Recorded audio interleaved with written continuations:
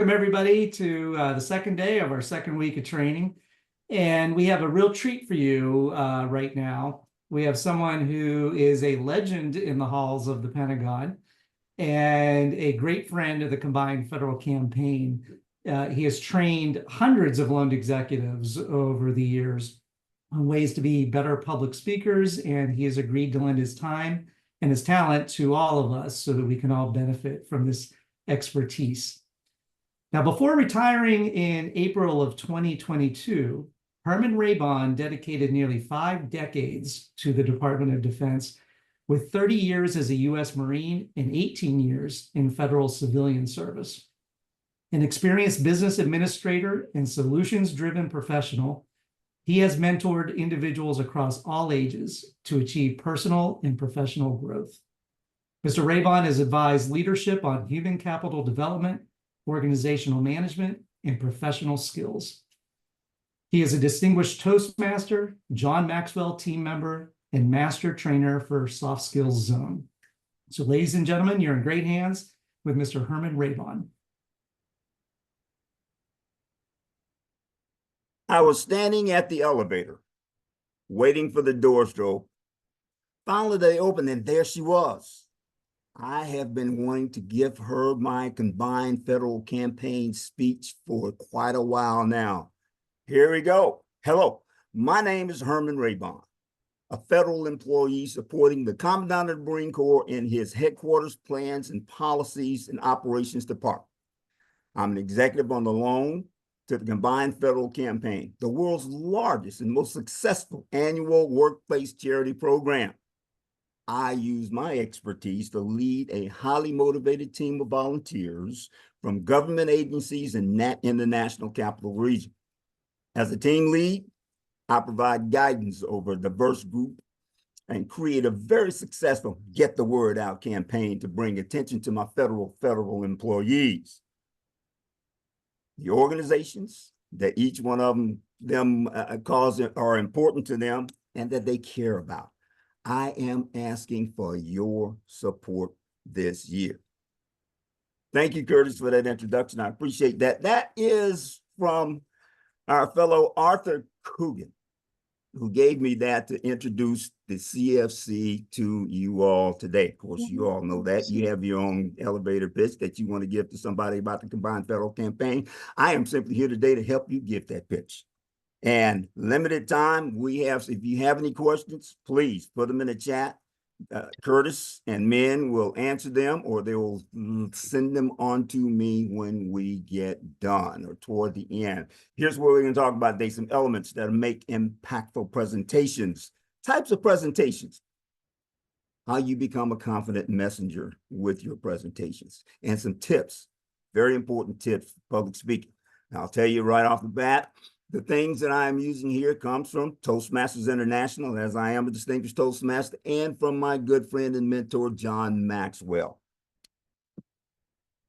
Talk about it. You got to talk about the elephant in the room, fear of public speaking. Who has, just raise your hand. Raise your hand, be honest, be honest. You're among friends. Who has fear of public speaking? I'll put my hand up first. Okay, glossophobia. That's what you got. Glossophobia. Yes, right. It's so popular that it has a name, glossophobia. Take a look at this slide. Take a look at it. See if you find yourself in there somewhere. A little bit about what glossophobia is in the upper left-hand corner. Then take a look at the right-hand side over there, some of the symptoms that you may have when the boss says, hey, I want you to talk to the general, the CEO tomorrow morning at the meeting, and these are the things I want you to talk about, because they're right in your lane. And you break out in sweat and hives and go like, me? And then take a look at some of the treatments on you. I think the very most important point on this slide is in the upper left-hand corner, where it says that glossophobia affects up to 75% of the world's population. Think about that. If you raise your hand, you are in good company. All right, think about it. Every room you walk into, you are in good company, because 75% of the folk in that room are just like you. They don't want to have anything to do with public speaking. Glossophobia, just remember that. That's what you got. Here's what we're going to talk about. Presentation. I call it presentation. Some people call it speech. If you're going to give a presentation, if you're going to give a speech, I like to call it presentation because when you give it, it's what's going on from your head, that top of your head, down to the bottom of your feet. A speech is, this is that part right there coming out of your mouth. But don't forget the rest of this, especially if you are doing it virtually. It's more than just a speech. People are looking at your eyes. They are looking to see what are you doing with these hands. They're looking at your facial expressions to see if your facial expressions match what is coming out of your mouth. And the organization of all of that. First of all, let's think about it. Any presentation, Herman's belief, has at least 3 parts: an opening, a body, and conclusion. Here's an example, a very simple example. Telephone rings. You answer the phone. Hello. There's your opening. Got it? Man, did you see how them Cowboys beat up on them Commanders last night? Man, shut up, fool. I don't want to talk to you today. There's your body.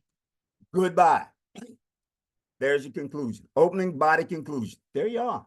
3 simple parts, mainly we use in all of our conversations.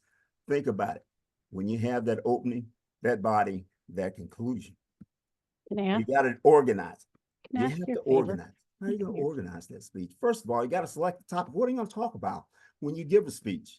Some of you already know in selecting the topic. I can't hear this webinar and I don't understand. Take a look. Here's how you can select your topic. I'm not going to read these slides. You can read them yourself and see how you come to that conclusion about choosing your topic.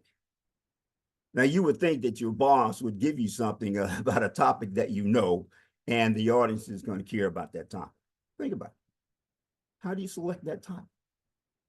An outline. We go way back to high school, our junior high school days, when the teacher says, hey, here's what I want you to do, and you make that outline, A, B, C, D, A, 1A, 2A, 3A, and you make that outline, and you develop that opening. How you do that? What did I do for an opening today? I read to you what? An elevator speech from one of the CFC loan executives. You develop an opening. How are you going to do that? Draft the body. What are you going to say in the speech itself? And then, of course, you get that goodbye, or you get that conclusion, which is really not a goodbye. That's one of the most important pieces of your presentation, is your conclusion. Let's talk about each one of those individually. In the opening, you got to capture your audience's attention. Capture their attention. To capture their attention, you got to know what your audience really wants to listen to. Why are they there listening to you in the first place? And it need to lead into the speech topic. And today's speech topic, of course, is public speaking. Being able to get down to that, or that opportunity, when you get that opportunity in that elevator, that you can talk maybe without drying up in the mouth, or just shaking or sweating profusely, but get an opening. An opening doesn't always come first. Even though it's listed here, it is done first, but you don't always come up with it first. And then, of course, your body, we're familiar with this. You can get 3 main points out in 5 minutes. In a 5-minute session, you can get to a 3 main point and a sub point for each one of those. And of course, you have supporting material for that. You can get this done, and people can remember it in 5 minutes. Did I say 5 seconds before? 5 minutes. You can do that in a 5-minute presentation. An opening, a body, and then, of course, like I said, one of the most important pieces is your conclusion, which is a review or something. Don't reteach everything that you did for the session that you had, but the most important piece there is the call to action. Think about a call to action. The call to action is why people are listening to you in the first place. It's what you want them to do, think, or feel once they leave your session. Okay? Does that make sense? What you want somebody to do, think, or feel once they leave your session. That's the call to action. When I get done talking, here's what I want you to do. I want you to sign up for the Combined Federal Campaign. I want you to pass the word on about the Combined Federal Campaign. These are the things that can be done through the Combined Federal Campaign. Do, think, or feel about what you are there to present to them. Then, of course, there's while you're going through that in your body's purpose and language. The purpose. Why? Is your presentation to inform, to simply give them some information about what it is that you're doing? Is it to persuade? Nah, we'll throw this in there and everybody can go put your finger in your ears. I'm gonna say politicians, what are they trying to do right now for you? They're trying to persuade you to give them your vote. Okay. Think about persuade. Or is it to entertain? Simply to entertain. Is it to inspire someone to do something? Or is it a combination of one or two, or all of the above? The intent of your speech, think about what the intent of your speech is going to be, needs to be in simple, clear language. Simple, could get rid of all the big words. Don't need them. Keep it simple. Keep it simple. One piece on there is very important, and we do this especially in the government: jargon. You see all those acronyms that we throw out like they're everyday words and everybody is going to understand that. I was reading just today some resumes from an organization I was looking at, and they had this jargon in there. It's like, well, you never know who's going to be looking at your resume. They aren't familiar with you because you're from the DOD, the FBI, the CIA, the A, B, C, D, E, F, G. They don't know that. Spell that stuff out. Speak it out. Speak it out. But it's also good to use some vivid words, some things that I can really touch, but it's not there. I can really smell it. I can really hear it, taste it, see it. I can see exactly what he is talking about when he says, be expressive in what it is that we are doing in our language. Got to do some research. Got to do some research before you do it. You may be the subject matter expert, but you always show up with more information than you need for the presentation. Your support material, get it where you get it from. If it's from Dr. Google, we know Dr. Google knows everything. You might want to start there. If not, you know, libraries are some very interesting places. I know you haven't been one in a long time, but they still exist. And they are some very good sources, very good. And they, just don't, you don't run across all that other stuff when you're looking at Dr. Google, all of those distractions. There aren't any distractions in the library because you're focused on what you came there for. But keep it at your audience's level. Okay, if you have a PhD, I call it a plain high school diploma. But if you have a PhD, a doctorate, something that understand where your audience is. Before this session, I got with Curtis and Min and peppered them with all types of questions about who you are, where they are, where are they coming from, all of that. Know your audience. And I need to stop here and think about this. When your audience is in person or online, you need to keep that in mind. If you have an in-person audience, one of the things you want to make sure is that the last person in the last row can see and hear you. Because if they cannot, then you are doing your presentation for naught. Your visual aids, do they inspire? Whatever you're going to use. Yeah, people still use flip charts. And they're pretty effective too, if you use them correctly. But you can't use a flip chart in the auditorium. I'm just saying, you can't use that unless you have a camera trained on it on a big screen and everybody can see it. But they must be visible, simple, and consistent. Have a backup plan. My backup plan today is if this thing goes out, I have a tablet and a phone sitting next to me. I'm going to turn around, go right back in, and either Curtis, Min, or Elizabeth is going to pop the slides back up on the screen, and we're going to keep moving just like nothing happens. It's going to take about a minute to do that, but I have the backup plan. Have the backup plan. And if that doesn't work, I got the paperwork right here. We'll do it in the dark, and I'll read it to you on what we're doing. Persuading, I got to do that. Any parachutists? Anybody ever jumped out of a perfect good airplane for no good reason at all? You just had to do it. Put your hand up, raise your hand, just put your hand up. All right. Persuade, inspire. Here's one of the things I like doing. You people, CFC folk are in the persuade mode right now, are you not? Where you're trying to convince somebody for a call to action. That call to action is what? Have the CSC on your heart. Understand who your listeners are and what you're doing. It says organize your presentation to influence thinking and behavior of listeners. Think about that for a minute. Appeal to noble, CFC is a noble motive. I've been given to the CFC now for nearly, okay, dare I say it out loud, 50 years. Okay. for as long as, or CFC-like organization before CFC came along there, like organization for more than 50 years. Inspired, inspired. Add a little drama for impact. Give them a story. Give them the story of this, which is for real, a real story.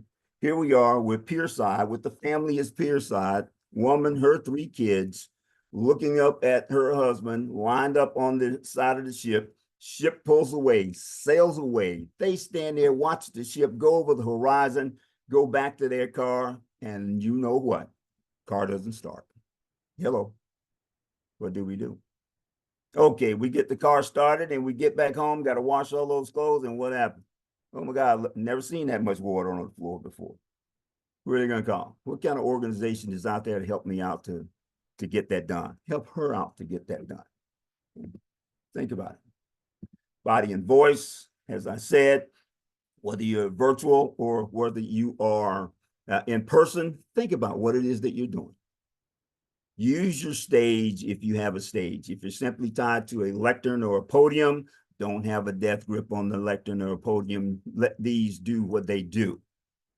Let them speak and do what they do. The gestures, facial expressions, we talked about the eye contact. I can't look anybody in the eye when I'm talking to them. It makes me nervous.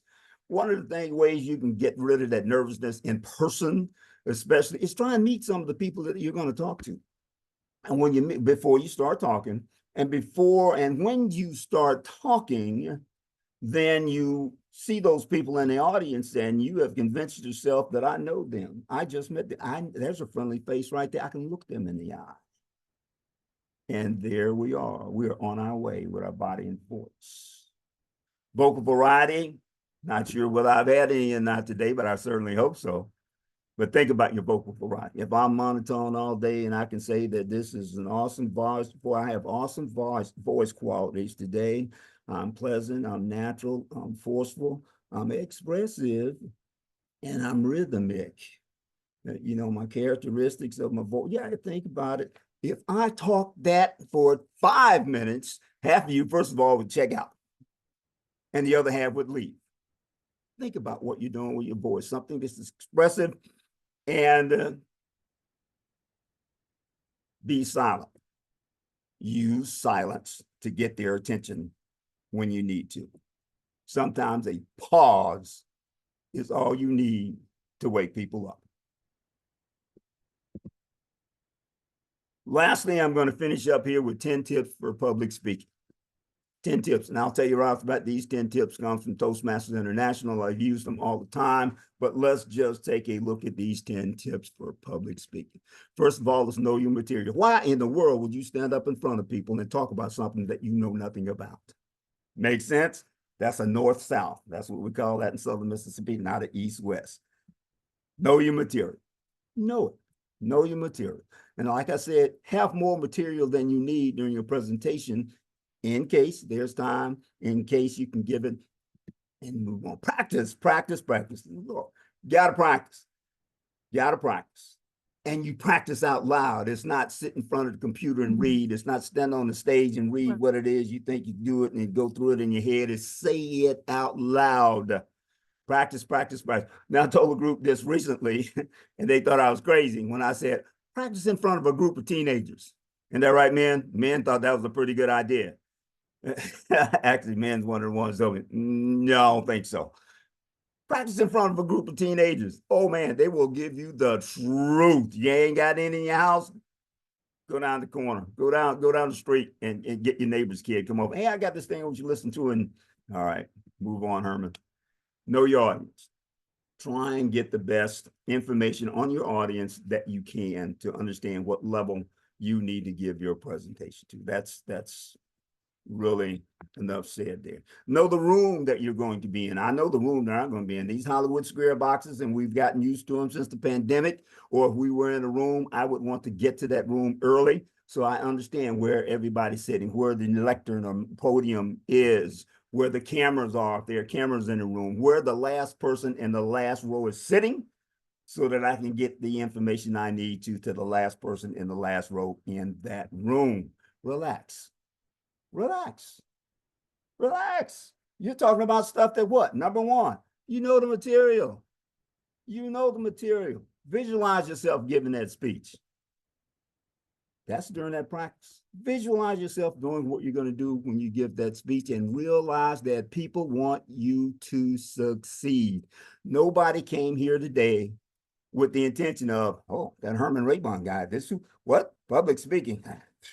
I don't care whether that guy succeeds or not. Wow, really? I don't even know why I'm going here. All right. People want you to succeed.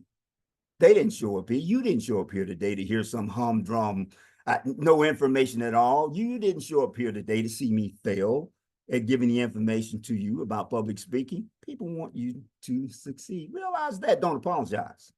If you go through, you miss something, they don't know you missed it. Keep it moving. Keep it moving. Concentrate on the message, not the medium. The message. The message, not all this other stuff here. Concentrate on your message that you want to get across to everyone. 10 tips talking about public speaking. If you're looking at public, the message today is glossophobia is real. Deal with it. Deal with it. And lastly is gain experience. Why do you think Herman Raybon is here today? You heard, okay, with the bio, okay, he's done all this stuff with the Marine Corps. He's done this stuff with the federal government. He supervised people. He does this, Toastmasters, John Maxwell. John Maxwell, in the world, would he say gain experience? What do you think I'm here doing today? Is gaining experience. Because it can always be better. Can always be better at what it is that we do. And with that, here is your call to action. Your call to action is simply step up to the microphone. Step up to the mic. Do those things that we just talked about here in the last 15, 20 minutes. Get it together. And when you get stuck, you're more than welcome to give Herman a call. And with that, I say thank you for your servant leadership and for serving the Combined Federal Campaign.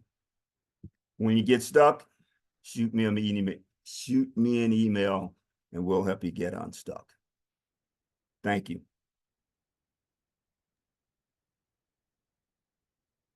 Thank you, Herman. You know, again, the number of people you have trained through the Combined Federal Campaign over the years is countless. I wish I had the number to throw out there because it's so impressive. But the campaign is successful because you have queued up everybody, trained them so well on those elevator speeches and these calls to action. So we are very, very grateful to you. And for the audience, I tell you, he is sincere in the requests that you reach out to him if you have any questions. He's been a wonderful supporter. So thank you very much, sir.